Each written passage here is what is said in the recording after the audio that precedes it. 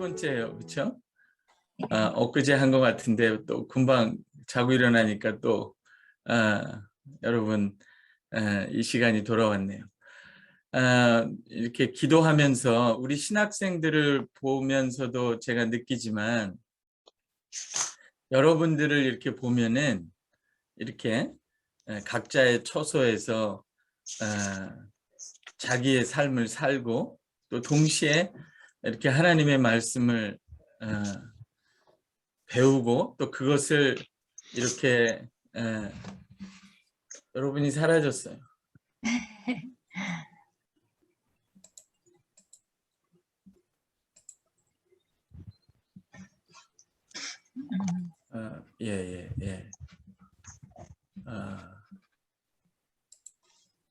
예, 됐습니다.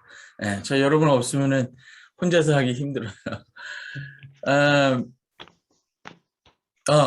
그 삶의 각자의 자리에서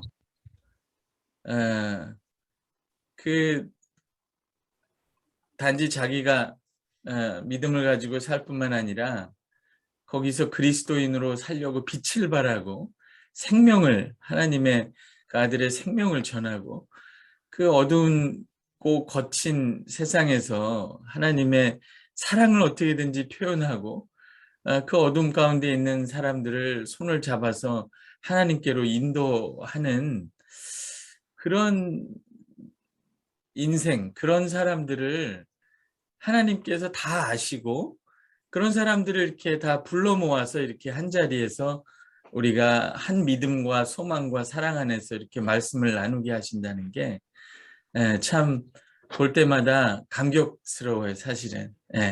제가 알 수 없는 영역에서 하나님은 오늘도 일하고 계시는구나. 여러분을 통해서. 여러분이 서 있는 그 삶의 자리, 그 가정, 그 직장, 거기에 누가 서 있겠어요, 그 자리에. 여러분이 있는 것이죠. 여러분이 그 자리에서 빛이고 그 자리에서 소금이고 그 자리에서 생명과 사랑의 통로인 거예요. 그러니까 하나님이 여러분을 귀하게 보셔서 그런 그 하늘의 대사로 삼아서 그 자리에 세우신 거니까 여러분을 보면 삶의 모든 이 세상이 어두워 보여도 삶의 곳곳에서 하나님이 정말로 많은 사람들을 통해 그 삶에 간섭하시고 그 사람들을 통해서 하나님 나라를 이 땅에 가져오시고 역사하시는구나. 여러분도 서로를 보면 하나님이 살아서 역사하시는구나. 이런 확증을 가질 수 있죠. 그래서 이렇게 만남이 중요한 것 같아요. 상대방 형제자매의 얼굴을 보면 하나님이 나 모르는 어떤 이 세상의 한 구석에서도 끊임없이 역사하고 계신다.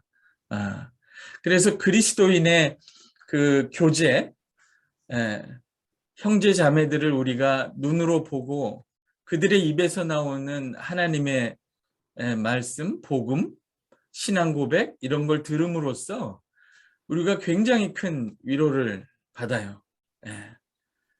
여러분이 혹시 알고 있는 이야기라도 제가 또 말씀을 통해서 전할 때 여러분이 큰 위로를 받죠.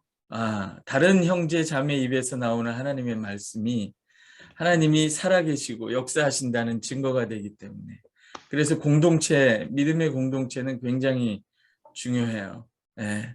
우리가 서로를 보며 하나님의 살아계심을 확인하기 때문에 중요하죠. 우리보다 지혜로우시고 나 같으면 저런 사람들하고 말 섞고 싶지 않을 텐데 하나님은 그런 사람들을 통해서도 살아서 역사하시고 자신의 일을 하신다는 걸 생각하면 우리가 더 마음을 넓히고 생각을 넓히고 하나님을 받아들이듯이 서로를 받아들이고 이렇게 할 필요가 있죠. 그래서 공동체로 모이는 것은 너무나 중요합니다.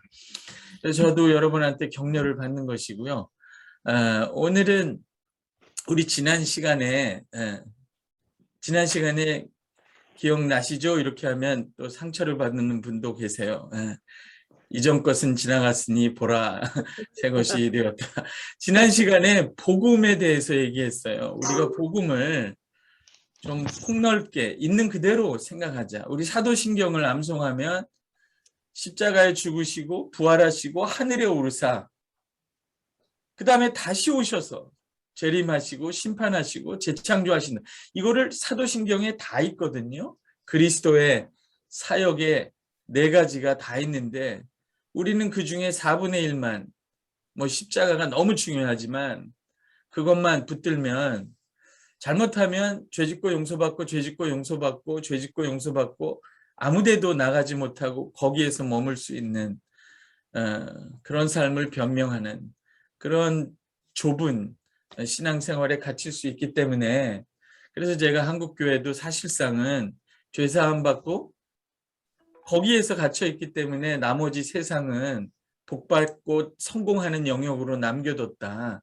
그래서 이걸 어떻게 복음 안에 이 세상이 해석이 되고, 이 세상 우리가 살아가는 날마다 살아가는 직장과 삶, 이 세상 뉴스로 보고 날마다 부딪히는 이 세상이 우리의 복음 안에 어떻게 들어와서 해석되는가, 그리고 그 복음의 해석을 통해서 우리가 이 세상을 어떻게 바라보고 어떻게 살아가야 될 것인가, 그 이야기를 베드로전서가 굉장히 잘 보여주기 때문에 또 복음에 대해서 설명을 한 것이죠. 그렇죠? 네, 괜찮습니다. 네, 제가 반복할 거기 때문에. 그래서 복음이라는 것이 베드로전서 1장 특별히 3절에서 4절에 잘 나타나는데, 그러니까 1장 1절에서 1절 2절은 인사말이고 1장 3절에서 2장 10절까지는 우리가 택하신 바가 무엇인가를 설명한다고 말씀드렸죠. 그 얼마나 놀라운 복음인가. 복음에는 한계가 없어요, 여러분. 여러분, 그래서 제가 지난 시간에 강조했어요. 여러분이 다 내가 볼 때는 책임 있고 똑똑한 분들이기 때문에 의무를 성실하게 이행하시는 분들이에요. 제가 볼 때는. 책임감이 강하신 분들이에요. 그러나 신앙생활은 책임감만으로 할 수 없어요. 기뻐야 되는 거거든요. 복음을 통해서 날마다 기쁠 수는 없지만 복음을 상고함으로써 그 복음이 주는 기쁜 소식, 왜 기쁘겠어요? 내가 일해서 만든 대가가 아니라 하나님이, 삼위 하나님이 역사하시고 계획하시고 역사하시고 우리에게 선물로 거저 주셨기 때문에 이게 기쁜 소식인 거예요. 우리가 죄를 이겼습니까? 죽음을 이겼습니까? 그 아들이 오셔서 대신해 준 거예요. 근데 그 결과를 우리가 너무나 놀랍게 누리고 있는 것이죠. 그 복음을 날마다 생각하고 누려야만 우리가 찡그린 얼굴을 하고 이런 회의를 참석하고 소그룹하고 이러지 않을 수 있어요. 이게 얼마나 여러분이 그렇다는 게 아니라, 그러니까 정말 복음을 선물이잖아요. 하나님이 주신 선물. 누군가 나에게 선물을 줄 때 그건 너무나 기쁜 거죠. 갑자기 받는 거니까. 자매님들 선물 안 받아보셨어요? 남편들을 위해서 기도하셔야 돼요. 주여 저 인간을 회개케 하사 이벤트라도 하게 하소서. 이게 선물은 기쁜 거예요. 지금 말만 해도 기쁘신데 복음이 얼마나 기쁜 거예요. 자다가도 벌떡벌떡 일어나는 거예요. 힘이 솟게 하는 거예요. 그러면 힘들지 않아요. 직장 생활도 힘들지 않고, 그렇죠? 저 불쌍한 것들 이렇게, 우리 불쌍한 사장님 언제나 저 돈의 지옥에서 나오나, 뭐 이렇게 기도하게 되고, 그죠? 이렇게 사랑하게 되죠. 해야 되기 때문이 아니에요. 여러분 어떻게 그리스도인의 삶을 의무로만 살 수 있겠어요? 그래서 복음이 중요한데 그만큼 복음을 풍성히 안다는 것은 예수 그리스도를 풍성히 안다 하는 것이죠. 여러분 일평생 예수 그리스도를 더 많이 알기를 소원하세요. 그분을 위해서 더 많은 일을 하려고 하지 말고 그분을 더 많이 알기를 소원하세요. 그러면 더 많은 일을 하게 돼요. 저절로. 예수 그리스도는 조금만 알고 그분을 위해서 많은 일을 하려고 하면 그 일이 결국 자기 일이 돼요. 내가 이렇게 많은 일을 했는데 왜 여러분은 나를 알아주지 않느냐? 하나님은 왜 나를 알아주지 않느냐? 이렇게 가요. 그러니까 그리스도를 알고 그분을 누리고 즐거워하기를 더 많이 소원하셔야 돼요. 그러면 일이 저절로 돼요. 제가 늘 하는 말 중에 사귐이 사랑이고 하나님과의 사귐이 사랑이고 사랑은 하나님과의 사귐에서 나와요. 사귐이 사랑이고 사랑이 사역이에요. 아멘. 그렇게 흘러가야 되는 거예요. 그러니까 이런 자리에 와서 하나님과의 사귐을 충분히 누려야 내가 나를 사랑하고 사랑할 수 없는 사람들을 사랑할 수 있는 사랑이 생기죠. 그 사랑이 없이 어떻게 사역을 해요?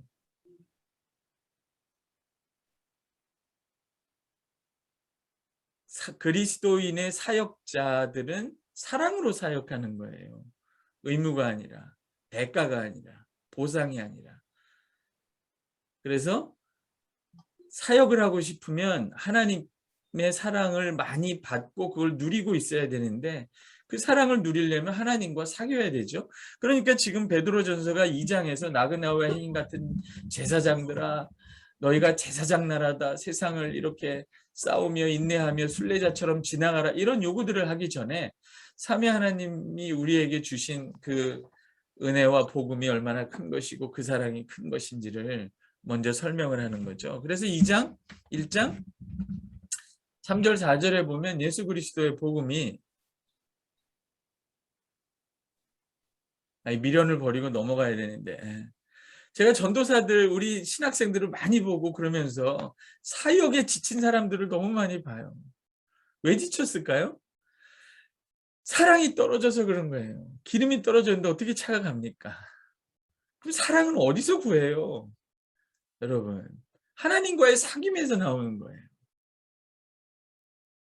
따라해 보십시오. 사귐을 통해 사랑이 나오고, 힘을 통해 사랑이 나오고 사랑을 통해 사역이 나온다.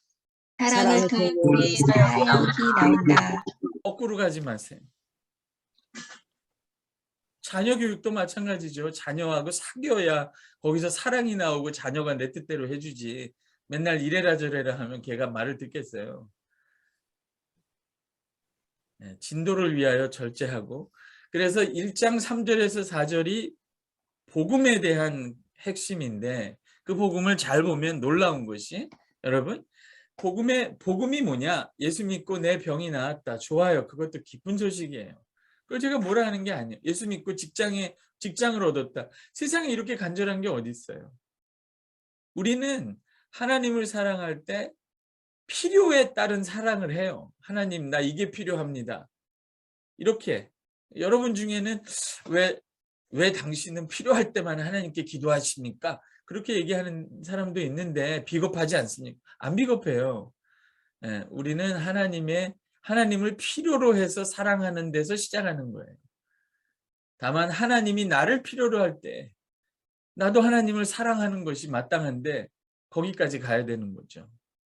그렇죠?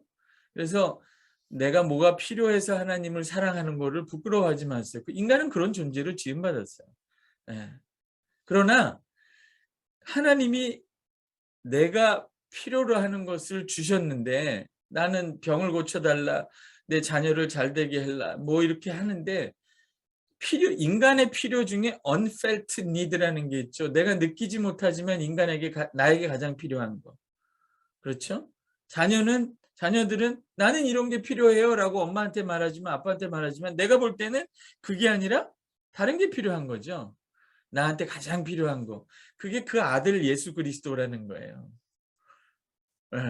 예수 그리스도는 그냥 종교 교주의 이름이 아니에요. 내가 가장 필요로 하는 것, 그것이에요. 예수 그리스도는. 우리는 돈이 필요하고 건강이 필요하고 출세가 필요하다고 말하겠지만 하나님이 볼 때 아니야, 네가 필요한 건 내 아들이야. 그렇게 말해요. 그러니까 예수 그리스도가 복음이에요. 하나님이 세상을 이처럼 사랑하사 모든 사람들이 굶어 죽지 않게 하셨느니라. 성경에 이렇게 돼 있어요. 하나님이 세상을 이처럼 사랑하사 모든 병을 고치셨느니라. 이렇게 돼 있어요. 하나님이 세상을 이처럼 사랑하사 독생자를 주셨으니. 그게 하나님이 세상을 사랑한 방식이고 그게 가장 필요하다고 판단하신 거예요. 그걸 가지고 우리가 시비를 걸 수가 없죠. 나는 당신을 사랑해. 아멘.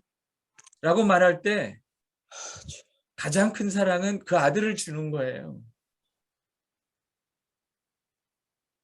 그래서 주일날 교회에서 설교하잖아요. 말씀이신 그 아들을 주는 거예요. 이거보다 더 큰 사랑은 없어요. 돈을 줘도 사랑이고 병을 고쳐줘도 사랑이지만 그 아들을 주는 것보다 더 큰 사랑은 없어요. 그게 하나님이 결정한 방식이에요. 우리는 깨닫지 못하지만 그게 인간에게 가장 필요하다는 거예요. 왜요?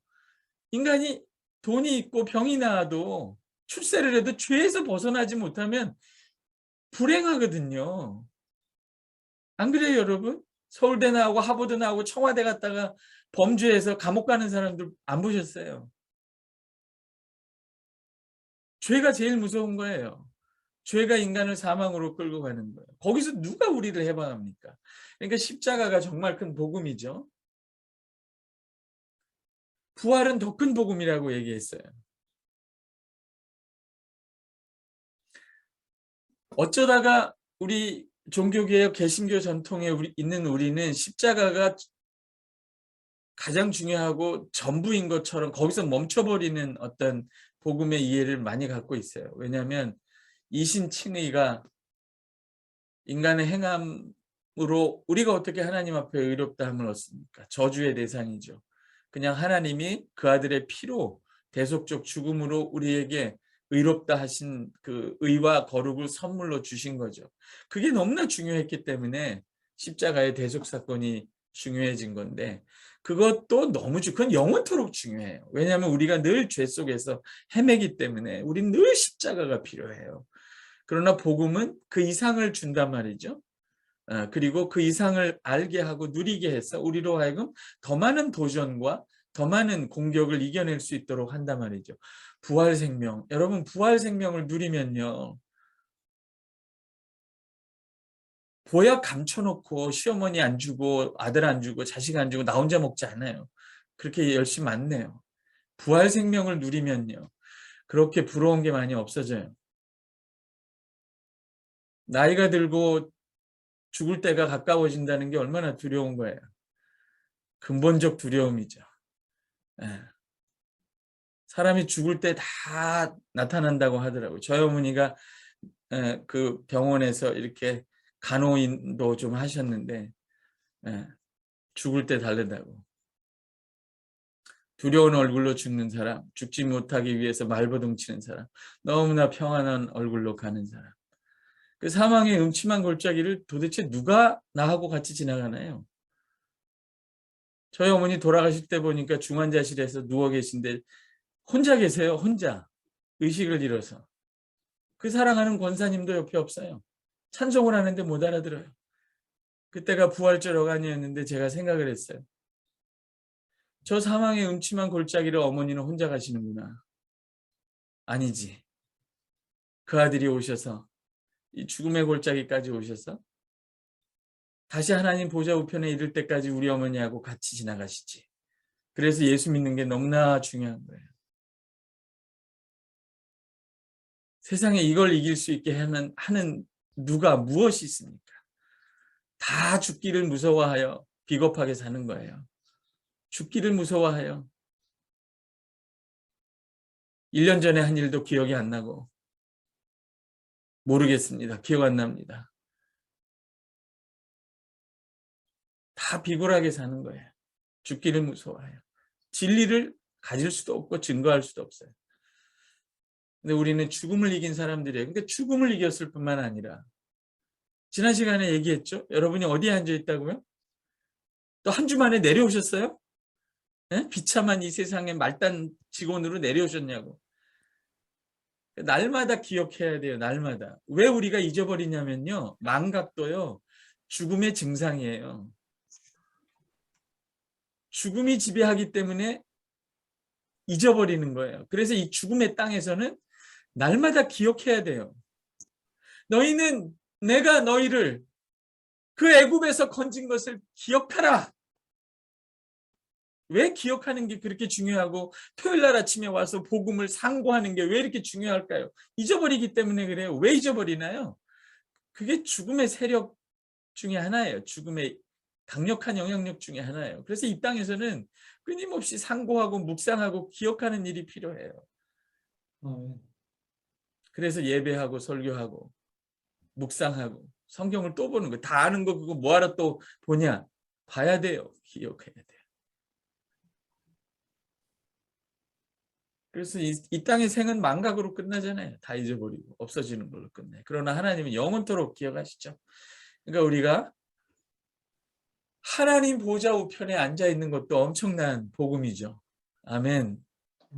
잊어버리지 마세요. 여러분이 잊어버려도 그건 사실이에요. 나는 왜 예수 믿고 이렇게 열심히 순장으로 열심히 노력하고 직장 생활도 그리스도인으로서 잘하려고 하는데 왜 하나님은 이 지하 아파트 이 1층 이 좁은 데서 나를 가두시나? 뭐 때가 있겠죠. 근데 여러분은 지하 1층에서 사는 게 아니에요. 하나님 보좌 우편에 있어요. 지금도. 그분과 함께 더 이상 올라갈 수 없는 자리에서 살고 있다고요. 그게 정말 그렇게 느껴지면 여러분 사장 회장님이 와도 인사는 하지만 두렵진 않아요. 예, 다 내 밑에 있는 사람들인데 그게 뭐가 두려워요? 자신 있게 일하는 거죠. 하나님이 여러분을 승진시켜 주셔야 복을 받는 게 아니라 여러분은 예수 그리스도 안에서 이미 복을 받으신 거예요. 더 이상 받을 수 없는 복을 받은 거예요. 그러니까 그리스도인은 모든 경쟁과 이 세상 생존의 투쟁을 끝낸 거예요. 그러니까 예수님이 이렇게 말하잖아요. 들어보셨어요? 수고하고 무거운 짐진 자들아 다 내게로 오라 내가 너희를 쉬게 하리라. 예수 믿는다는 건 쉰다는 뜻이에요. 저를 보세요. 지금 쉬고 있잖아요. 제가 노동하고 있나요? 쉬고 교제하고 있는 거예요. 예수 믿는다는 건 드디어 쉰다는 뜻이에요. 여러분이 직장에 나가서 야근을 하든 집에 와서 뭘 하든 여러분은 쉬고 있는 거예요. 하나님 보좌 우편에서 쉬고 있는 거예요. 그리스도와 함께 이 세상 죄와 죽음의 싸움을 끝내고 의와 생명을 누리며 쉬고 있는 중이에요. 그리스도 안에서. 그리고 이 세상의 싸움이 다 끝날 때까지 할 수 없이 조금씩 발을 담그고 사는 정도죠. 아멘? 복음을 누리세요. 네. 보너스가 나와야 얼굴이 펴지면 그거는 아닌 거예요. 그냥 아침에 일어나서 그리스도와 그 복음을 생각하고 얼굴이 펴져야 돼요. 아멘. 그래야 세상을 이기는 거죠. 내가 그랬죠? 세상에서 이기는 것과 예수 믿어서 세상에서 남보다 더 우월해서 이기는 것과 세상 자체를 이기는 건 차원이 다른 거라고. 예수를 믿는 건 우리로 하여금 세상에서 성공하여 이기게 하는 게 아니라 세상을 이기게 하는 능력입니다. 통째로. 그게 복음이에요. 그래서 하나님 보좌 우편에 있는 것도 감사한데 지금 베드로전서는 거기서 끝나지 않고 살아있는 소망이 진짜 복음의 내용이라고 얘기해요. 이 세상을 다 얻어도 가질 수 없는 새하늘과 새 땅. 그러니까 예수 믿으면 죄사함 받습니다. 예수 믿으면 이 세상에서 병 낫고 성공합니다. 이런 설교를 수십 년 동안 들으면 새하늘과 새 땅이 진짜 복음입니다. 이렇게 얘기하면 저 사람 신천지인가? 낯설죠. 근데 원래 복음은요. 이 세상이 끝났다는 거예요. 그러니까 초기 교회 교인들이요. 그 로마를 다 통째로 잃어버리고 화형을 당하고 짐승한테 물려 죽어도 하나도 잃은 게 없다고 생각하는 거예요, 이 사람들이. 왜? 진짜 죄와 죽음과 허무가 없는 하나님과 의와 생명과 영원한 사랑의 삶을 사는 막의 동화 같은 얘기가 아니라 진짜 새하늘과 새 땅이 있다는 거를 살아있는 소망을 통해서 알고 있는 거예요. 이런 설명이 낯설지 않죠, 여러분? 예. 죽으면 천당이라는 어느 곳에 가는 게 아니라 진짜 이 세상이 그리스도와 하나님의 나라가 되는 거예요. 이 세상에서 죄와 코로나뿐만 아니라 모든 오염된 죄와 죽음과 하나님 없는 허무, 헛되고 무의미한 그런 세력, 그런 권세가 다 사라지고 정말 새하늘과 새 땅이 되는 거예요. 이사야에서 나오는 대로 어린 양과 사자가 함께 뛰놀고 독사의 굴에 손을 넣어도 물리지 않는 그런 세상, 하나님이 처음 이 세상을 지었을 때 에덴 동산 같은 그런 세상이 하나님과 우리가 동산을 거니는 얼굴과 얼굴로 보는 그런 세상이 이 세상 안에 하나님의 생명과 의의가 모든 바른 관계가 다 회복된 그런 세상이 진짜 있다는 거예요, 여러분. 예수님이 하나님의 나라가 이 땅에 왔다 얘기하셨어요. 그거는 죄와 죽음과 허무의 지배를 받는 이 세상이 진짜 끝났고 끝나고 있고 완전히 끝날 거라는 선언이에요. 그런데 이 세상에는 영원한 소망이 우리한테는 없는 거죠. 살아있는 소망이 있고, 이게 진짜 복음이라는 거예요. 단지 십자가가 아니라 부활의 복음, 승천의 복음, 우리가 존귀하게 되고 영광을 얻은 그 복음, 살아있는 소망의 복음, 그 다음에 하늘에 간직된 유업이다. 하늘에 간직된 땅이다. 제가 여러분에게 부동산 부자라고 그랬는데 참 허망한 얘기다. 그렇게 비현실적이다. 이렇게 느꼈을지 몰라요. 그러나 그렇지 않아요, 여러분. 그게 진짜 리얼한 표현이고 복음의 내용입니다. 그게 구약 백성들에게 주었던 복음이고 신약 백성인 저와 여러분에게 하나님이 주신 복음이에요. 여러분은 진짜 부동산 부자예요. 근데 다만 이 세상에 죄와 더러움과 썩어짐과 허무함의 지배를 받지 않는 진짜 영원한 땅을 하나님이 나라와 하늘과 땅, 새하늘과 새 땅을 여러분에게 물려주셨어요. 여러분이 그걸 받고 누리고 그 나라 백성이 되라고. 아멘. 예. 그것을 조금 더, 그러니까 지금 4절에서 복음의 핵심적인 내용이 결국은 하늘에 간직된 유업, 너희가 장차받을 그 땅이죠. 여러분, 구약에서 이집트에서 노예로 살던 사람, 노예라는 게요, 아무리 자기가 일을 해도 일한 결과가 자기께 되지 않는 삶이에요.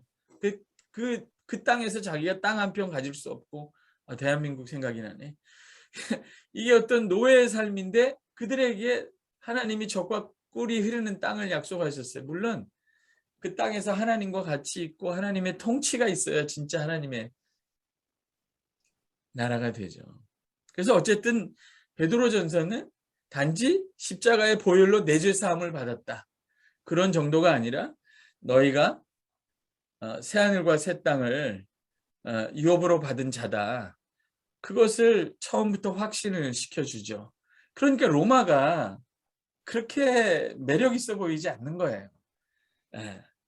로마가 그렇게, 로마에서 정의 구현을 해서 로마를 정의롭게 바꿔도 여전히 더럽고 썩어지고 허무한 땅이라는 그것을 알고 있는 거예요.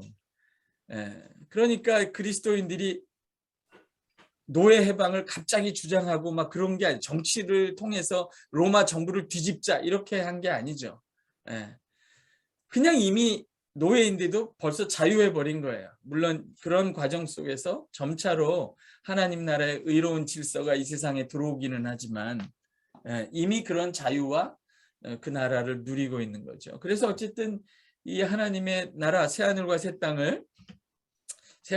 땅이 복음이라는 게 큰 그림이 됐는데, 그 새하늘과 새 땅의 특징이 제가 누누이 얘기하듯이 더럽지 않고, 따라해볼까요? 더럽지 않고, 썩지 않고, 쇠하지 않는다는 건 영원한데 제가 그걸 약간 바꿔서 허무하지 않고 이렇게 바꿨어요. 왜냐하면 이 세상이 허무하거든요.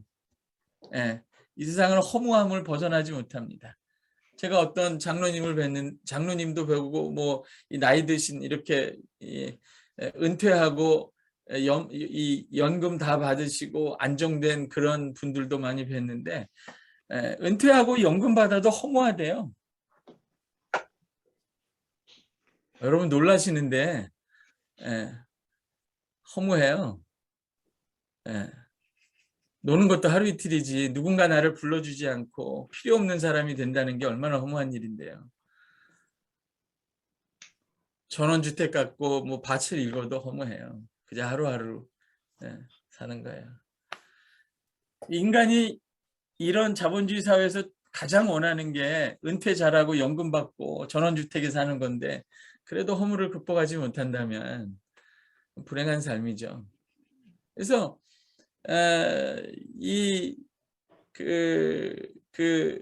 그래서 이 하나님, 우리가 받은 그 유업, 땅, 하늘, 새하늘과 새 땅의 특징이 더럽지 않고 썩지 않고 쇠하지 않는 거다. 근데 이 세 가지가 정확히 예수 그리스도의 사역과 일치한다고 말씀드렸죠. 그의 죽으심과 십자가, 그거는 죄에 대하여 죽으신 거니까 더러움을 이기신 거예요. 십자가가 없으면 인간은 더러움을 못 이겨요. 아멘이죠, 그죠? 예. 아무리 좋은 비누로 닦아도요, 얼마나 탁월한 도덕 교육을 받아도요, 인간은 더러움에서 못 나와요. 십자가가 없으면. 예. 그 다음에 부활, 죽음을 이기신 거, 썩어짐을 이기신 거. 그래서 고린도후서 4장 얘기했죠. 겉사람은 늙어지나 우리의 속은, 성령님이 내주하는 나의 속은 날마다 시간이 지날수록 새롭다. 여러분, 이 세상에서 시간이 지날수록 새로운 건 아무것도 없어요. 시간이 지날수록 다 낡아지고 쇠해져요. 근데 날로 새롭도다. 그건 성령의 역사예요. 성령의 역사이라는 건 죽음이 지배하지 않는 생명의 영이 지배한다는 뜻이에요. 믿는 자의 심령에는 성령이 내주하시기 때문에 성령이 내주하는 심령은 시간이 지나도 날로 새로워져요. 이렇게 계속 새로워지면 여러분이 예수 믿고 나이가 들면 어린애같이 되겠죠. 영아가 되겠죠, 마음이. 아멘? 그러니까 교회에서 신앙생활 30-40년 했는데 딱딱한 분은요, 그분은 예수 잘못 믿었거나 안 믿고 있는 거예요. 부드러워집니다. 정말 더 부드러워지죠. 날로 새로워지니까. 그러다가 마지막 날에 예수님께서 다시 오실 때 우리 육체도 새로워져요. 예, 그게 완전한 구원이에요. 그리고 이 세상도 새로워져요. 예. 나만 거듭나는 게 아니라 이 세상도 거듭나요, 여러분. 그러니까 이 세상의 중생, 이 첫 번째 땅과 하늘의 중생, 거듭남의 시작이 저와 여러분의 거듭남이에요. 그러니까 새하늘과 새 땅이 어떻게 정말 오느냐라고 궁금하다면 거듭난 여러분의 심령을 보세요. 죽어있던, 죄와 죽음과 허물로 죽어있던 내 심령도 거듭났다면 이 첫 번째 하늘과 땅, 죄와 죽음과 허물로 갇혀있는 이 세상도 거듭나요. 그러니까 새하늘과 새 땅이 거듭나서 새하늘과 새 땅이 반드시 온다는 가장 확실한 증거는 당신의 심령이 거듭났다는 거예요. 당신의 심령이 죄와 죽음을 벗어난 거듭난 심령이 됐다는 거예요. 그거보다 더 확실한 것은 죄와 죽음을 이기신, 그리고 성령, 영원한 하나님을 우리에게 보내신 그리스도의 십자가와 부활과 성령에 오신 사건이, 오순절 사건이 역사적 사실이라는 거예요. 십자가가 사실이라면, 부활 사건이 사실이라면, 성령이 정말 오셨다면 새하늘과 새 땅은 이미 이 땅에 온 거예요. 왜? 더럽지 않고 썩지 않고 쇠하지 않는 영원한 나라의 통치가 이미 그리스도의 십자가와 부활과 성령의 오심을 통해 이 땅에 왔고, 그 십자가와 부활을 받아들인 여러분의 심령에 더럽지 않고 썩지 않고 쇠하지 않는, 허무하지 않은 그 통치가, 하나님 나라 새하늘과 새 땅의 통치가 이미 온 거예요. 그래서 여러분이 새하늘과 새 땅에 살아있는 증거입니다. 우리가 신천신지의 증거라고 제가 얘기했어요, 여러분. 우리가 이걸 믿으면 이 땅에 신천지가 없어져요, 이단이. 확실히 없어져요. 이게 복음이에요, 여러분. 이게 정말 광대한 복음이에요. 이 복음이 나한테 자연스러워질 때까지 이거를 누리고 깨달아야 돼요. 그러면 직장에서의 삶, 세상에서의 삶, 이게 많은 전략과 태도가 생길 거예요.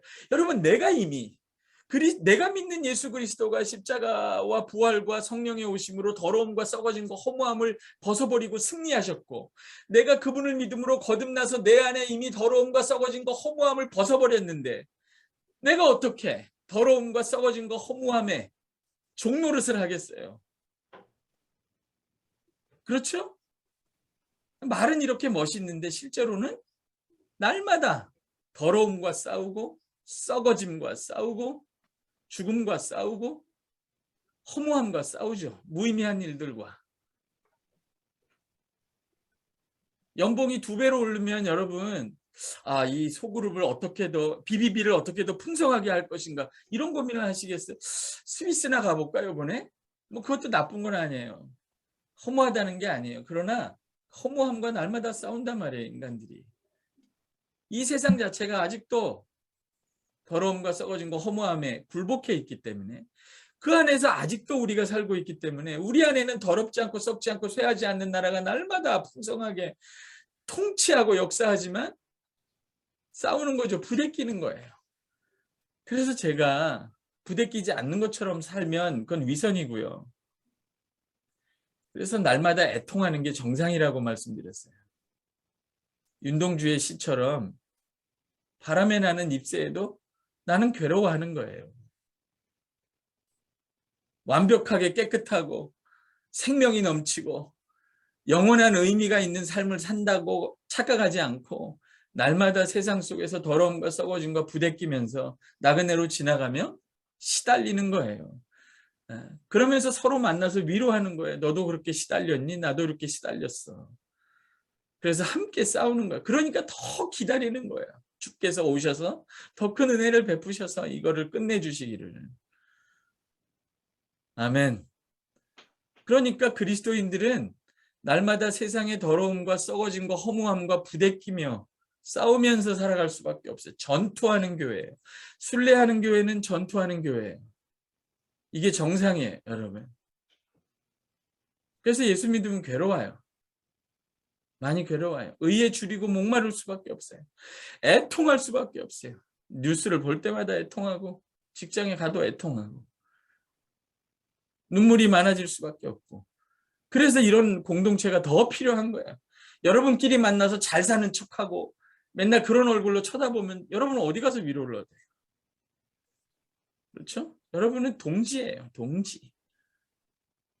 서로 더러움에 상처받고 썩어짐에 상처받고 또 한때는 비굴하게 살았다가 실수했다가 또 허무했다가 그런 것들을 나누며 서로 위로하고 함께 격려하여 이 순례의 길을 계속 가는 것이고 그리고 전투를 계속하는 거예요. 아멘. 네. 그래서 새하늘과 새 땅은 살아있는 소망이 멀리 미래에만 있는 게 아니죠. 예수 그리스도의 사건을 통해 이미 이 땅에 왔고 지금 여러분 안에 있어요. 여러분이 서로를 쳐다보면 저 사람 안에 새하늘과 새 땅의 통치가 있기 때문에 여러분은 새하늘과 새 땅의 백성을 서로 쳐다보고 있는 거죠. 그렇죠? 그리고 장차 예수께서 다시 오셔서 이 땅의 죄와 죽음을 허물을 하나님 없는 허물을 끝내실 때 그때 다 이 싸움이 끝날 거예요. 그러니까 살아있는 소망에서 이걸 왜 살아있다고 말하냐면 이미 그리스도를 통해 이 땅에 왔고 우리 안에 살아있기 때문에 살아있지만 아직은 또 소망인 거죠. 그래서 이미 이루어졌고 지금도 이루어지고 아직 다 이루어지지 않은 소망이에요. 아멘. 아멘. 알겠죠? 그 소망이 미래라고만 생각하면 안 되죠. 이미 그리스도를 통하여 그리스도로 말미암아 이루어졌고 우리 안에 이루어지고 있는 우리가 누리고 있는 소망이에요. 그 소망의 내용은 새하늘과 새 땅이 가장 큰 거예요. 그래서 여러분 그리스도인은 그 자체로서 세계적인 그리스도인이에요. 여러분이 온 세상을 품는 사람들이에요. 새하늘과 새 땅을 가지고. 그래서 이게 지금 복습하다가 이렇게 한 3시간쯤 해야 되는데 그죠? 그러니까 지금 복음에 대해서 얘기했는데 이 복음을 기초로 해서 교회가 나오는 거죠. 네. 교회라는 건요. 그리고 이 복음은 예수 그리스도예요. 예수 그리스도 안에 다 있어요. 그러니까 예수 그리스도가 교회를 결정하는 거예요. 교회가 무엇이냐? 우리가 누구냐는 예수 그리스도와 그의 복음이 우리가 누구냐를 결정하는 거예요. 교회는 그냥 사회단체, 뭐 성장해야 되는 어떤 조직 그런 게 아니에요, 여러분. 뭐 교회 성장론 해가지고 많이 얘기하는데 기독론, 예수 그리스도를 떠난 교회론은요, 교회론도 아니야, 그거는.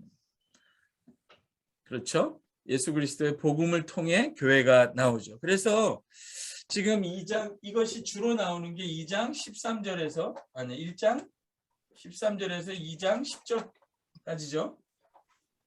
근데 그 앞에 1장 5절에서 12절까지를 잠깐 미련이 있으니까 조금 짚어보면 1장 5절 한번 보세요. 그러니까 1장 5절에서 제가 지금 너무 자세하게 열심히 하는 것 같은데 이렇게 9절. 이것이 그 소망의 확실성이에요. 확실성을 이야기해주고 10절에서 12절은 그쵸? 이 복음의 영광 얼마나 영광스러운 거야 하는 걸 얘기해. 이 구절은 다시 사실 복음의 영광에 대해서 설명을 해요. 또 5절을 한번 보세요.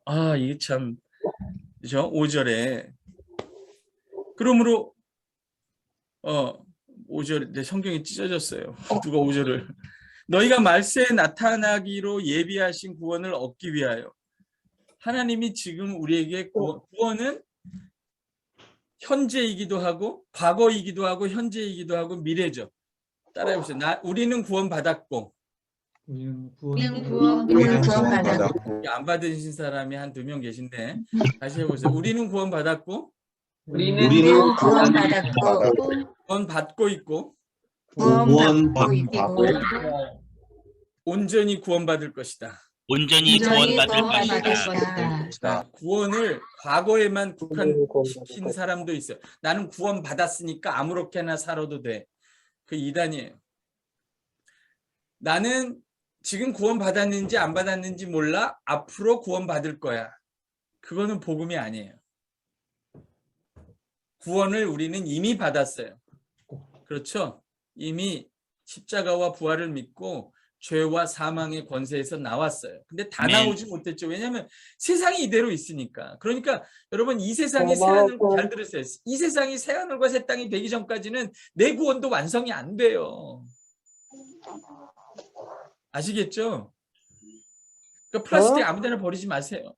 내 구원하고 직접적 관련이 있어요. 분리수거 잘하세요. 과장하면 이렇게 된단 말이에요. 하나님이 부르신 자, 하나님이 구원하기로 택하신 자들이 다 돌아오기 전까지는 이 세상이 안 끝나요. 복음이 계속 전해져야 돼요. 그러니까 하나님이 택하신 사람이 다 돌아오기 전까지는 이 세상이 안 끝나요. 왜? 끝나면 복음을 못 전하잖아요. 이 세상이 안 끝나면 내가 부활 육체를 입고 내 구원도 완성이 안 돼요. 그러니까 나 하나의 구원이라는 거는 선교. 여러분 직장에서 여러분 옆에 둔 사람, 하나님이 부르신 사람인데 여러분 옆에 있는 그 사람이 예수 믿고 돌아오기 전까지는 세상이 안 끝나요. 하나님이 오래 참으시는 거예요. 이 세상이 안 끝나면 내 구원도 완성이 안 돼요. 그러니까 여러분 구원을 완성하고 싶으면 옆에 있는 사람 전도하셔야 돼요. 그리고 이 세상이 다 끝나서 새하늘과 새 땅이 올 때까지 기다리셔야 돼요. 세상에 나온 자만 달랑 구원받는 구원 이런 건 없어요. 성경에. 그런 게 어디 있어요, 여러분. 하나님의 백성이 다 구원받아야 되고 이 세상이 죄와 죽음과 허무에서 나와야 내 구원이 다 완성되고 내가 부활한 육체를 얻어야 그래서 그 새하늘과 새 땅에서 구원받은 백성과 하나님과 함께 살아야 내 구원이 온전하게 끝나는 거예요. 아멘. 그래서 선교해야 되는 거예요. 어쩔 수 없이. 나를 위해서라도. 그래서 이 자연 세계를 파괴하지 않고 우리가 돌봐야 되는 거예요. 욕심에 따라 아무데나 개발하고 동물들 다 쫓아내고 죽이고 이렇게 살면 안 되는 거예요. 이 환경 문제가 얼마나 큽니까? 이 새하늘과 새 땅의 복음을 여러분이 이해하시면은 나 자신의 개인적인 구원, 이기적인 구원관 이런 데서 벗어나요.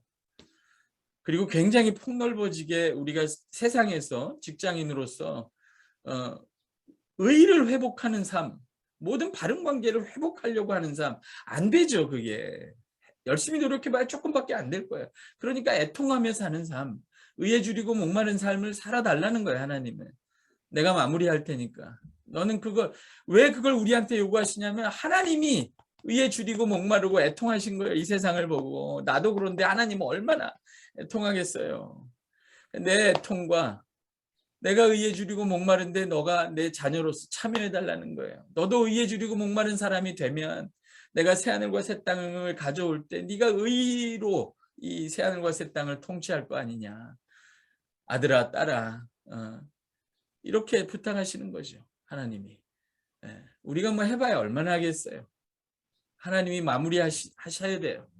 그러나 우리가 포기하지 않고 지지 않고 우리의 영혼과 마음과 양심을 팔지 않고 끊임없이 갈등하고 실패하기도 하지만 애를 쓰는 거예요. 그래서 하나님이 5절에 보면 말세에 나타나기로 예비하신 구원을 위하여, 이 말세에 나타나기로 예비하신 구원은 온전한 구원이죠. 그죠? 예, 완성이에요. 구원의 완성이에요. 그러니까 베드로전서를 보면 이미 이루어진 구원, 지금 이루어지고 있는 구원, 더 완성될 미래의 구원이 세 개가 다 균형 있게 나와요. 이게 너무 재밌어요. 예. 우리도 이미 의롭다함을 입었고 그리고 의롭게 되고 있는 중이에요. 하나님과 바른 관계가 되고 있는 중이고 모든 사람들과 나 자신과의 관계, 세상과의 관계도 의롭게 되고 있는 중이고 그리고 완전히 의롭게 될 거예요. 모든 게 바로 잡힐 거예요. 구원이라는 건 늘 현재 이미 이루어졌고 지금도 이루어지고 완전히 이루어지는 예수 그리스도의 초림과 재림, 거기에 기초해서 이미와 현재와 아직 이 세 가지에 다 걸쳐 있어요. 아멘. 예. 그러니까 이미 구원받았으니까 확신하고 즐거워해야 되죠. 그러니까 아직 이루어지지 않았으니까 긴장하셔야 돼요. 그러니까 확신과 긴장을 동시에 갖는 거예요. 아멘. 예. 예. 그렇죠. 이렇게 돼 있어요. 근데 이 예비하신 구원을 얻게 하기 위하여 하나님이 믿음으로 말미암아 능력으로 우리를 보호하셨다. 저는 이 구절이 너무나 아름답고 좋죠. 이런 거예요. 여러분이 이미 구원받았고 지금도 구원받고 있는데 장차 구원이 완성돼서 여러분이 온전히 구원받으려면 뭐가 필요해요? 5절에 보면 하나님의 능력이 필요해요. 그렇죠? 하나님이 능력으로 여러분을 보호하셔야만 여러분의 구원이 더 온전하게 되죠. 하나님이 우리에게 구원을 주셨을 뿐만 아니라 여러분의 구원이 다 완성되도록 그 능력으로 보호까지 하세요. 너무나 친절해요, 우리 하나님이. 그 구원을, 여러분이 받은 구원을 잃어버릴까 봐, 이 세상의 더러움과 썩어진 거 허무함에 빼앗길까 봐 여러분을 보호하세요. 뭐로? 하나님의 능력으로. 여러분, 우리 능력만으로는 부족하니까 하나님이 능력으로 여러분이 세상의 더러움과 썩어짐에 휩쓸려 가지 않고 이 살아있는 소망과 이 영원한 나라를 유업으로 받도록 능력으로 하나님이 보호하고 계십니다. 아멘. 그 보호를 내가 누리는 통로가 뭐냐? 믿음으로 말미암아. 이렇게 돼 있어요. 믿음으로 내가 하나님이 나를 보호하시는 그 능력을 날마다 덧입는 거예요. 그러니까 하나님이 다 하세요. 이게 얼마나 친절해요. 나에게 구원을 줄 뿐만 아니라 영원한 구원에 이르기까지 나를 그 가는 길을 다 보호하시겠다는 거예요. 자기 능력으로. 하나님보다 능력이 세신 분이 어디 있어요? 그러니까 여러분이 온전한 구원에 이를 수 있어요? 없어요? 이를 것 같아요? 못 이룰 것 같아요? 이럴 것 같아요. 여기서 대답을 못하는 사람은 자기를 의지하는 거예요. 이룰 것 같아요. 이룹니다. 이룹니다. 이르죠. 이룰 수밖에 없어요. 왜? 하나님이 능력으로 보호하세요. 아멘. 또 걱정이 많죠. 그럼 내가 믿음이 없다면 그 믿음도 하나님이 주시고요. 여러분이 믿음을 잃으면요, 뒤통수를 때리세요. 그 믿음을 더 확실하게 가지라고. 그러니까 우리의 구원은 안전한 거. 하나님이 그 길을 가도록 우리를 보호하세요. 능력으로. 그러나 그걸 믿음을 통해서 한다는 거는 나도 정신을 차리라는 거죠. 하나님 자동적으로 다 해주시면 안 돼요? 그러지 마세요. 그러면 여러분이 인격이 아니죠. 하나님과 사랑을 누릴 수가 없어요. 그렇게 하려면. 따라오시죠? 그래서 믿음을 통해서 그 믿음, 성공한 믿음을 가진 사람은 누구냐? 이 살아있는 소망을 세상에 뺏기지 않은 사람이 성공한 거예요. 여러분이 과장으로 회사 들어가서 과장으로 졸업하셔도요, 은퇴하셔도 이 세상, 더럽고 썩어지고 허무한 세상에 이 살아있는 소망을 빼앗기지 않았다면 여러분은 믿음으로 성공하신 겁니다. 아멘. 아멘. 왜? 여기서 믿음의 역할은 우리를 지키는 거예요. 보호하는 거예요. 하나님의 능력으로 보호하심을 입은 사람의 특징은 뭐냐? 이 안에 있는 더럽지 않고 썩지 않고 쇠하지 않는 소망을 절대 한순간도 세상에 빼앗기지 않는 사람입니다. 바보예요? 에서의 후예입니까? 8 팥죽 하나에 장자권을 팔게? 그래서 그런 교훈들이 구약에 이미 다 있어요. 유혹을 받죠. 더러움과 썩어짐의 유혹을 받아요. 허무함에. 그러나 믿음을 통해서 하나님의 능력으로 보호하심을 받아 그걸 빼앗기지 않는 사람. 이 세상에서 성공한 인생이란 하나님이 주신 걸 빼앗기지 않는 게 성공한 거예요. 내가 뭘 얻은 게 아니라 뭘 얻을 게 있어요. 거기가 거기죠. 에? 거기가 거기죠. 고층 빌딩 꼭대기층이나 지하층이나 다 거기든 코로나 안 걸려요. 다 더럽고 썩어지고 허무한 세상 안에 있는 거예요. 그러니까 물론 뭐 세상에서도 그런 노력과 그런 가치는 중요한 거지만, 그래서 그 다음에 너희가 여러 가지 6절에 그러므로 너희가 이제 여러 가지 시험을 인하여 잠깐 여러 가지 시험이 있을 수밖에 없죠. 그죠? 예, 말씀드렸죠. 그렇죠? 예. 이 수업 끝나고 딱 문 닫으면 그때부터 더러움과 썩어짐과 허무함의 시험이 몰려와요. 또 그 다음에 너희 믿음의 실현이 불로 연단하여도 없어질 금보다 더 귀하여. 금이 더 귀해요? 믿음이 더 귀해요? 여기 보면 믿음이요. 믿음을 가지고 금을 얻는 게 아니라 금을 잃어버려도 연단된 믿음이 더 귀하다고 말하는 거죠. 왜요? 믿음은 바라는 것의 실상이에요. 믿음은 대상이 있는 거죠. 썩지 않고 더럽지 않고 쇠하지 않는 나라를 잃어버리지 않는 믿음이 더 귀하지. 예? 그거를 다 잃어버리고 더럽고 썩어지고 허무한 세상에서 얻는 금이 더 귀해요? 그렇게 생각하다가 인생을 망가뜨린 사람을 뉴스에서 많이 보잖아요. 오늘날 많이 보잖아요. 돈이 마귀예요. 뭘 얻고 뭘 잃어버리느냐. 예. 그러니까 믿음이 금보다 더 귀하다는 거예요. 한국 교회는 믿음이 있어야 믿음을 통해 금을 가지라고 그렇게 가르친 건데, 예. 그러다가 시험에 든 거죠. 그럼 믿음도 있고 금도 얻으면 되지 않습니까? 그렇게 되시기를 주의 이름으로 축복합니다. 그러나 그렇게 되지 않을 때, 둘 중에 하나를 선택해야 될 때는 믿음을 택해야 되는 거죠.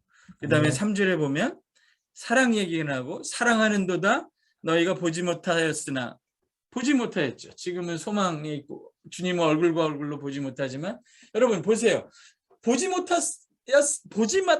못하였으나 사랑하고, 보지 못하였으나 말할 수 없는, 믿고 말할 수 없는 영광스러운 즐거움으로 기뻐한다. 이게 어떻게 가능합니까?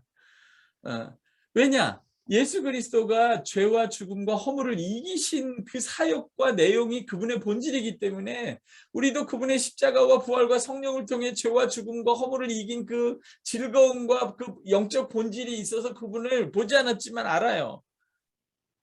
그분을 사랑하게 되죠. 그러니까 베드로전서가 말씀드렸지만 살아있는 소망이 먼저 나오고 믿음은 그 소망을 보호하고, 그 결과로 우리가 갖는 게 뭐냐?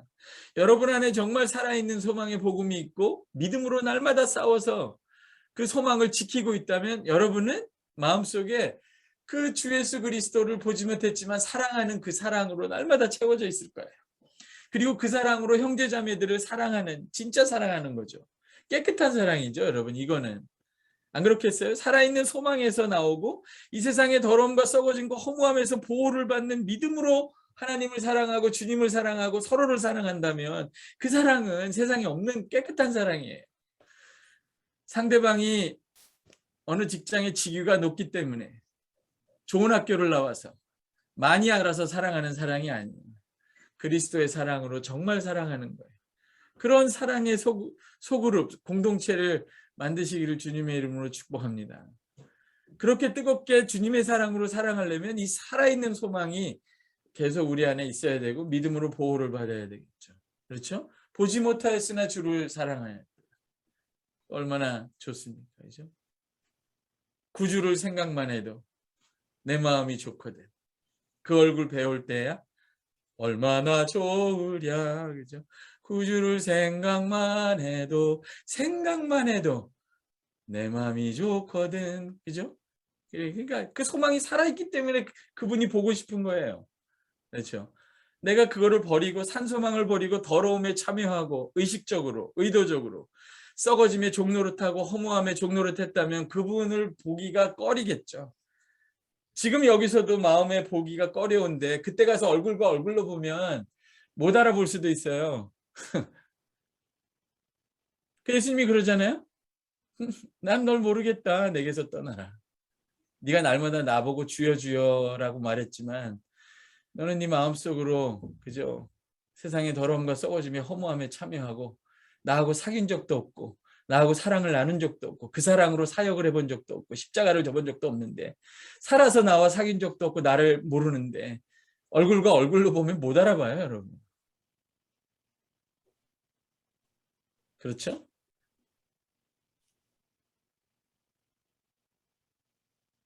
그래서 여기서 8절에서 말할 수 없는 영광스러운 즐거움으로 기뻐한다라고 말했는데 여기서 영광스러운 즐거움이라고 할 때 그 영광스러운 즐거움이요.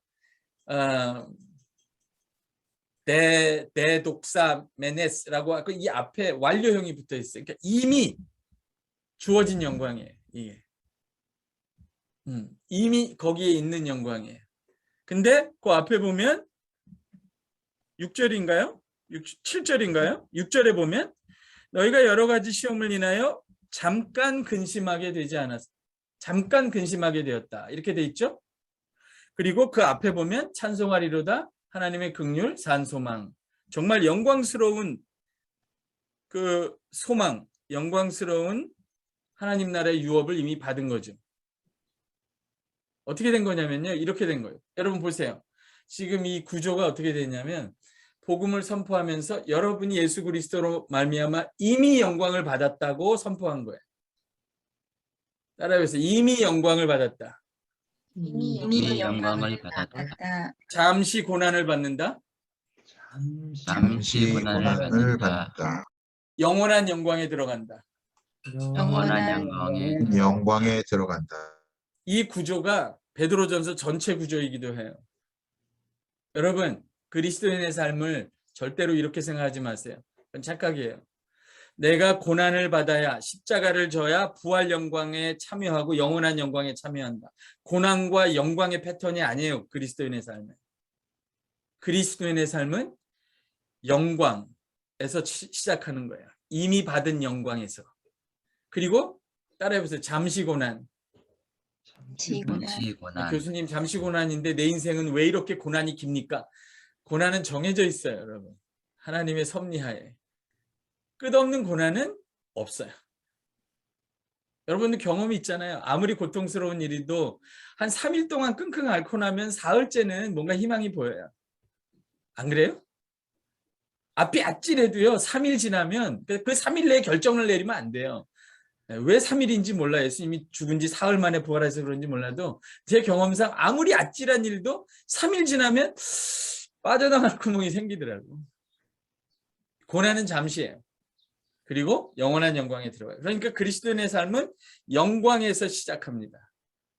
그리고 잠시 고난을 거쳐서 영원한 영광에 들어가요. 영광에서 따라해봐요. 영광에서 고난으로. 영광에서 고난으로. 고난에서 영광으로. 고난에서 영광으로. 네, 이렇게 시작하는, 이렇게 지나가는 게 이 땅에서 교회가 지나가는 순례의 길의 지도예요. 네? 맨날 얼굴 찡그리고 내가 고난을 받아야, 우리가 고난을 받아야 영광에 참여하지. 그러면서 자기도 괴롭히고 남도 괴롭히지 마세요. 우리는 이미 받은 영광을 누리며 잠시 고난을 받고 영원한 영광에 들어가는 거예요. 주님은 십자가를 지고 영광을 얻으셨지만 그 결과로 우리는 영광을 선물로 받고 누리면서 잠시 고난을 받고 또 영원한 영광에 들어가도록 보호하심을 입은, 이게 그리스도인의 삶이에요. 그렇죠? 그러니까 아침에 일어나서 주여 내가 오늘도 고난을 받습니다. 그렇게 좀 약간 가증한 거예요. 복음을 모르는 거예요.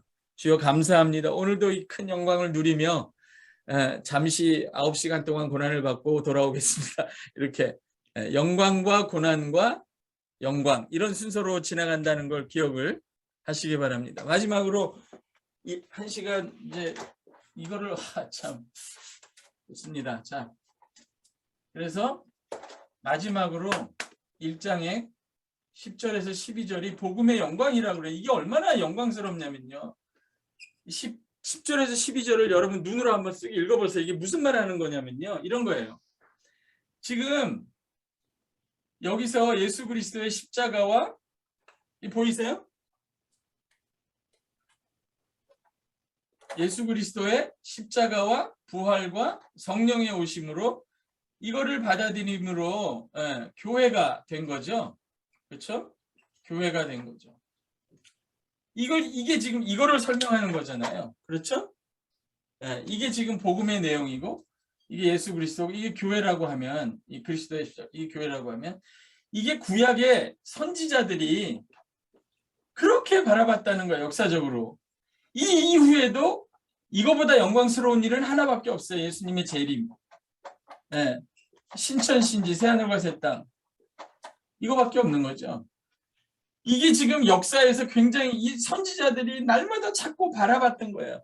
그리스도께서 오셔서 고난받으시고 영광을 받으시고 성도들이 영광을 얻고 그 고난에 참여하고 또 영광에 이르는 이 여러분이 여기에 있는데 이게 선지자가 그렇게 바라봤다는 건데 하늘에서 천사들도 내려다보고 이 땅을 내려다보고 그렇게 야 저게 교회가 말이야. 예수 믿는 새 언약 백성인 저 교회 여러분을 보면서 천사들이 내려다보고 있는 거예요. 여러분은 주말에 텔레비 보잖아요. 드라마. 천사들은 뭐 하는 줄 아세요? 하늘에서? 하나님 예배하고 나서 지들끼리 나오면 이게 내가 모르지만 어쨌든 이렇다는 거예요. 천사들이 자기들끼리 모이면 내려다봐요. 이렇게 내려다보고 드라마를 보죠. 그 드라마의 주인공들이 누구예요? 우리들. 여러분들이에요. 야, 저 사람, 저 인간이 저기 어떻게 여기 들어왔지? 저게 여기까지 올라올래나? 올 수밖에 없죠. 이미 저들과 연합하신 그 아들이 이 천사들 위에 올라와서 영광을 받고 계세요. 그러니까 올라올 수밖에 없는 거예요. 저들을 보면서 와, 저 악인이 말이야. 야, 저 맨날 BBB에 속해서 순장한다 그러면서 맨날 땡땡이 치고 저거 올라올래나? 근데 올라오는 거야. 그러면 이 천사들이 와, 하나님 아버지의 영광과 덕이 크시도다. 주의 은혜와 긍휼이 크시도다. 이렇게 찬송하는 거죠. 이 역전 드라마를 천사들이 여기서 보고 있는 거예요.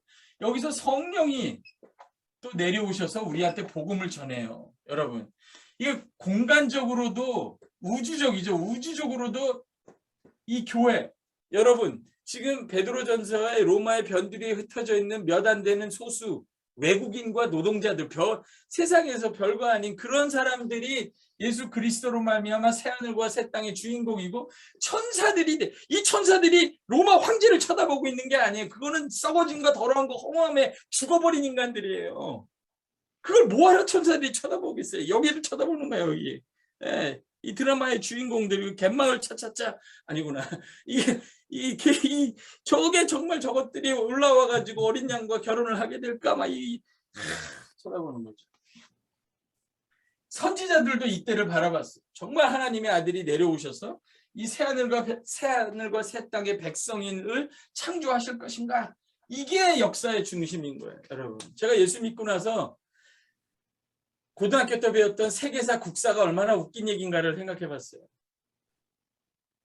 왕들이 바뀌었다. 세계사에 이런 일이 일어났다.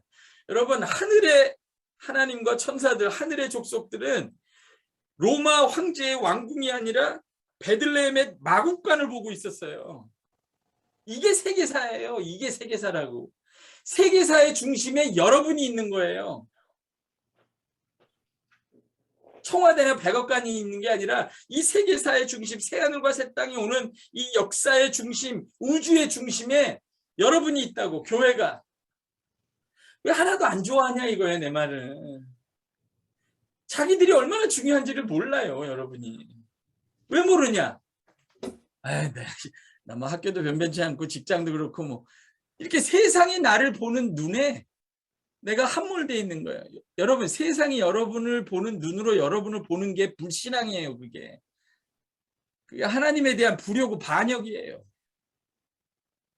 성경이, 복음이 여러분을 보는 방식으로 여러분을 보는 것, 그게 믿음이에요. 여러분은 이 선지자들이 바라보고 있었고 천사들이 내려다보는 이 우주와 역사의 중심에 있다고. 이게 중심에 있다고. 이게 베드로전서 1장이 지금 이렇게 얘기하는 거잖아요. 2장에 가면 집안 노예들에게 얘기하는데 집안 노예가 지금 선지자 역사와 우주의 하늘과 땅의 중심에 있어요. 너희가 삼위 하나님이 내려와서 역사에서 만들어 놓은 백성이에요. 여러분 자긍심을 가지고요 함부로 고개 숙이지 말아요. 세상에 여러분이 누군지 알아요. 삼위 하나님이 만들어 놓은 백성이에요. 하나님이 자기 아들의 목숨을 주고 만들어 놓은 백성이라고. 내가 어떻게 세상에 그렇게 쉽게 굴복하고 그럴 수가 있어요. 천사들도 부러워하고 선지자들도 바라봤던 교회예요. 여기가. 이게 교회라는 거예요. 너희라는 거예요. 이게 복음이라는 거예요. 로마는 어딘가요? 로마 여기 있죠. 로마 이렇게 어디 있는지도 몰라요. 어디가 중심이에요? 로마의 중심에 이 사람들이 있다고 얘기한 거예요. 지금 너희가 로마의 중심이라고 얘기하는 거예요. 너희가 역사와 하늘과 땅의 중심이고 너희가 새하늘과 새 땅의 시작이라는, 이게 말이 아니에요. 진짜예요. 근데 우리가 그걸 선뜻 받아들이지 못하는 거는 내가 나를 보니까 세상이 나를 보는 관점이 내가 별게 아니거든요. 그게 은혜예요. 별거 아닌 나를 이렇게 엄청난 존재로 만들어 놓으신, 하늘의 성도로 새하늘과 새 땅의 백성으로 만들어 놓으신 거는 순전히 하나님의 은혜 때문이죠. 그 은혜를 믿는 게 담대한 믿음이에요.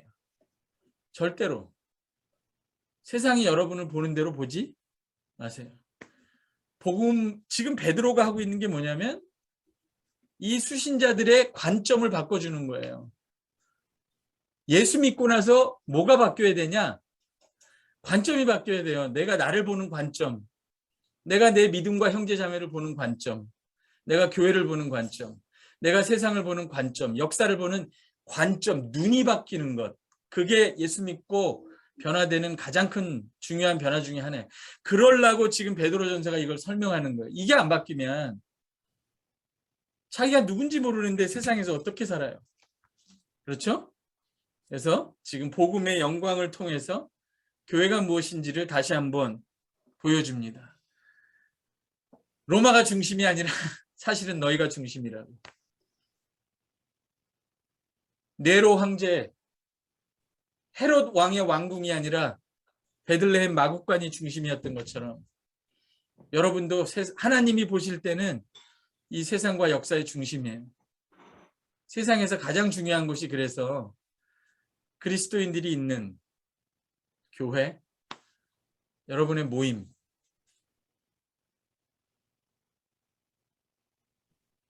이게 청와대하고 백악관에서 하는 일보다 중요해요. 여러분이 하는 일이.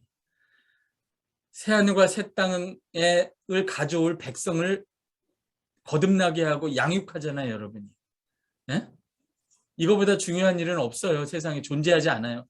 여러분은 직장 생활 잘하려고 예수 믿는지 모르겠지만 사실은 이걸 시키려고 직장 보내는 거예요. 전도가 바뀐 거라고. 왜냐? 하나님한테 이 일이 제일 중요해요. 새하늘과 새 땅의 백성이 태어나고 성장하는 일. 그게 가장 중요해요. 그래야 새하늘과 새 땅을 맡길 거 아니에요. 잠깐 쉬겠습니다.